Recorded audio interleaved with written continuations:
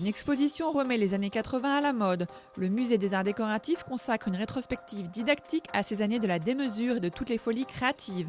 Montana Mugler-Gauthier symbolise cette ère de l'insolence, à redécouvrir avec nostalgie. On voit apparaître toutes ces nouvelles générations et plusieurs générations successives de créateurs, Mugler, Montana, les Japonais, Romeo Gigli, Sibilla, Jean-Paul Gaultier, Christian Lacroix et Karl Lagerfeld en haute couture, Asdin Alaya évidemment, puis à la fin des années 80 les Belges. Il y a une espèce de checker de tout ce que l'on peut trouver aujourd'hui peut-être encore dans la mode.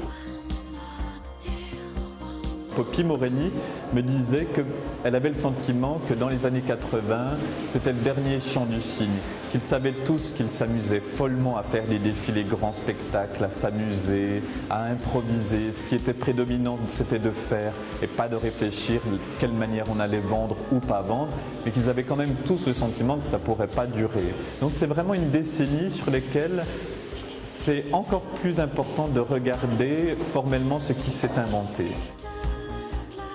Il y a le prêt-à-porter dans les années 70 et puis le prêt-à-tout créer dans les années 80. Rien n'est assez insolent, rien n'est trop créatif.